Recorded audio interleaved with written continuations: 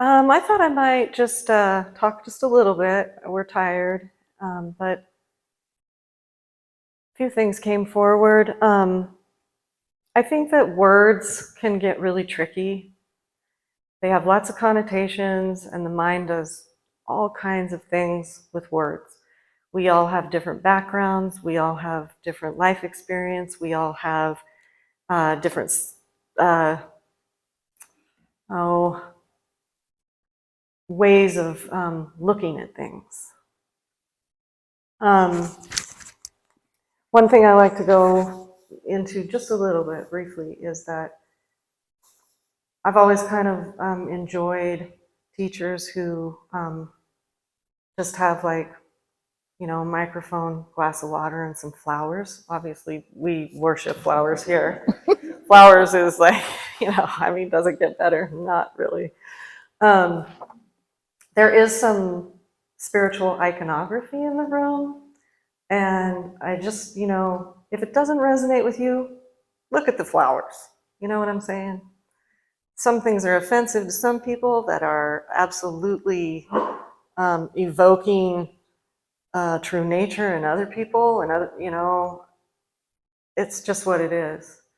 So at the Vajravidya in Colorado, where Sharon does her retreats, in Ani, you guys know Ani, and they have kind of the regular giant altar, and then they also have like a bodhisattva altar where you can put the prayers of your heart, kind of unburden your heart, and if there's something that's really moving you, even the word pray can be funny for people, right? But if there's something that is moving your heart that you would like to share with some great beings who have walked on this earth, and still are with us in spirit, then that is a place for that over there in the corner.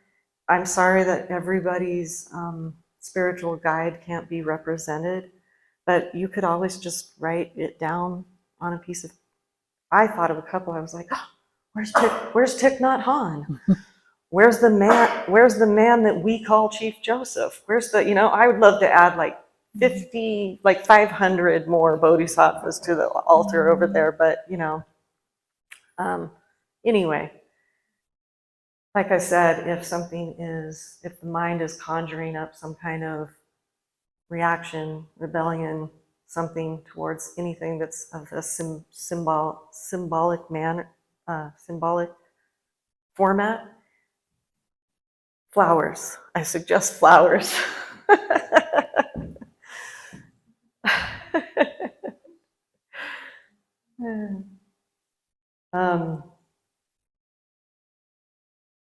Here, when she, beyond gender, I'm not talking about gender, I'm talking about what Sharon calls the creatrix, but it downloads here as capital S, capital H, capital E, she, who animates, took up residence. The symbol for that in the psyche and through these eyes was the rose unfolding, the rose heart unfolding. And come to find out, that's actually been perceived by a lot of people through the ages. So it's very individual, right? And I'm hoping that you have the time at this retreat to look into that for yourself, Meditation is another one of these words that gets real loaded up with this, that, and the other thing. I didn't start out with meditation on this journey, which formal meditation is what I'm trying to say, keep your back straight, sit in lotus, and do all the things that you're supposed to do. I don't even know what they are, to be really honest.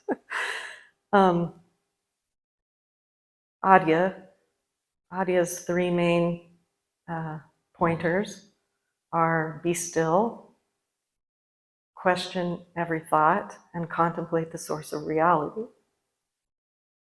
I've found that to be a very direct and fruitful path. I think most wisdom traditions throughout the ages have encouraged stillness. Stillness, be still. Become available and listen. And you have to kind of listen beyond the mind, because we're all, a lot of us anyway, have spent a lot of time in our lives listening to the narration. And our attention is essentially, no, not essentially. Our attention is habitually kind of embedded in that narration.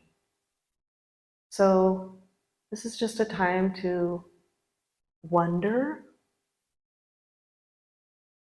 You know, meditation could be wondrous curiosity in stillness and quiet. So we call it silent retreat, but silence is another one of those words. Somebody came up to me before retreat and said, it just, you know, even that word is just bringing up huge amounts of fear, you know, almost like terror. We can be relatively quiet here. And when we're relatively quiet and relatively still, then what is always and already the clear light of awareness, the loving presence, the peaceful moment, the holy instant, has an avenue, you might say, a landing strip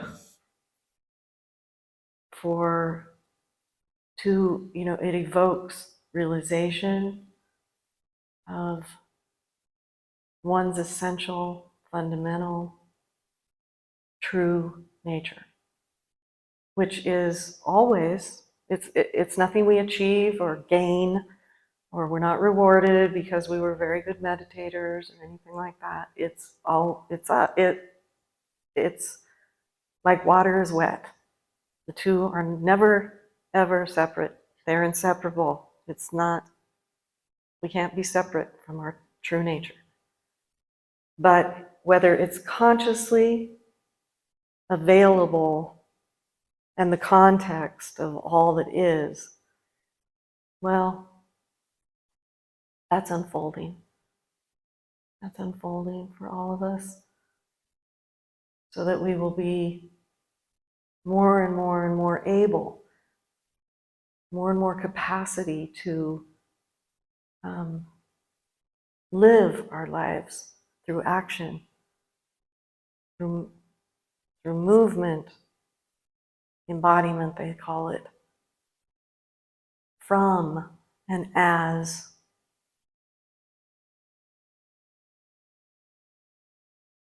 that spirit. What do you want to call it? Source. All the words are ridiculous, right? It's more helpful, really, right, to just like, what makes the grass grow? Who knows? Who knows?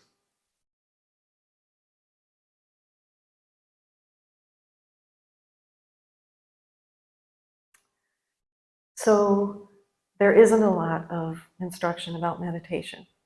And that can be a little bit disorienting sometimes, because the mind can get really heated up in stillness and relative quiet. It can move to all kinds of things: storytelling, cynicism, boredom, comparison is a big one at a silent retreat, right?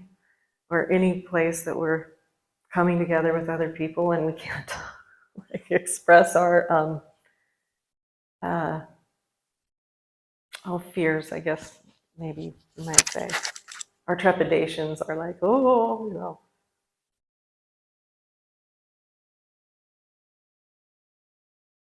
It's a time to see what happens when we're just allowing what is to be what is. I mean, meditation really could be summarized as letting go of control. Control.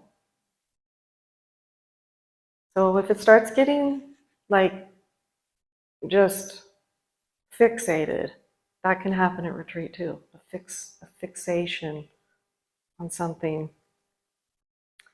My suggestion is, well, I'll be going over a lot of this as the days go on, but bring that attention. Those of you who meditate in the morning with me, there's a lot of pointers on the website about bringing the attention somewhere below the neck and back and down and in. And you can use this beautiful gift of a body. You can follow the breath. You can bring the attention to the heart, to the belly, back, down, and in. Soles of the feet, tailbone. Feel yourself being. Somebody said, well, I can count on gravity. And I love that. I've often thought about that. Yes, and wouldn't it be weird if we couldn't? So you can really count on the actual physical. The attention is the dynamic aspect of awareness, of what is always silent and always still, regardless of coming and going, regardless of sound, regardless of movement. It's the silent, still ground from which all of that rises. And attention is the dynamic aspect, and we can become intimately acquainted with where our attention goes, where it lies, because where our attention goes, that's what we're feeding, right? It can be tempting to take out the old whip of the superego and slap ourselves around a little bit for where our attention is.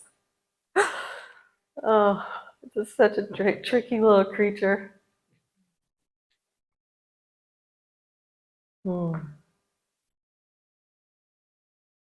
Let's just notice where it is. Let's just notice. Rather than have an agenda, an expectation, a demand upon what's actually happening. Give yourself the gift. Give yourself that gift.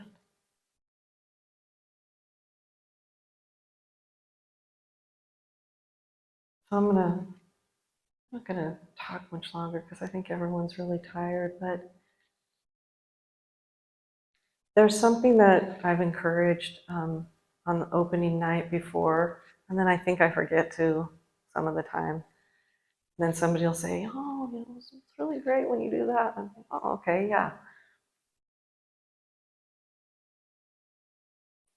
I think it's a useful, and it might not be for you, so you have to be available to your wisdom moving. But it can be useful on the first night to ask the question of, why am I here? Why did I come? You're not expecting your mind to wrap it up really easily and bada bing, bada boom, ABC. That's why. I mean, there might be some of that, but in a more open way, in a way that leaves room for revelation, leaves some room for discovery. Discovery. If we come with everything all wrapped up the way we always have it all wrapped up. It's, this can still be a useful time, I guess, getting some rest or whatever. But there is an opportunity. There's an opportunity here in this, where we all come together. You can feel the reverence and the sacredness. Not that everywhere isn't sacred, because everywhere is sacred. But you can feel it. It's readily available. It's potent. It's palpable, as Sharon would say. And there's an opportunity there, an opportunity to let go of our demands and our knowingness, always knowing, always knowing, always knowing, always knowing. Sometimes we have to out in the world.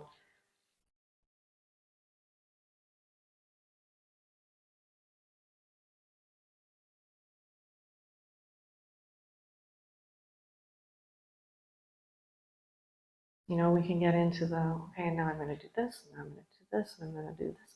Like that agenda that's always running in the background, and then I have to do that, and then I have to do that, and then there's this, and then, oh, I didn't do that well. I didn't do it as well as the other person, I mean, on and on and on and on and on. And that particular station in reality, radio of reality, we can just sort of tune off that for a little bit. Tune into something deeper, something more eternal.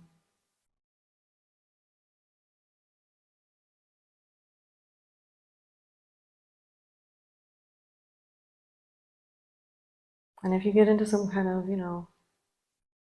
deep water,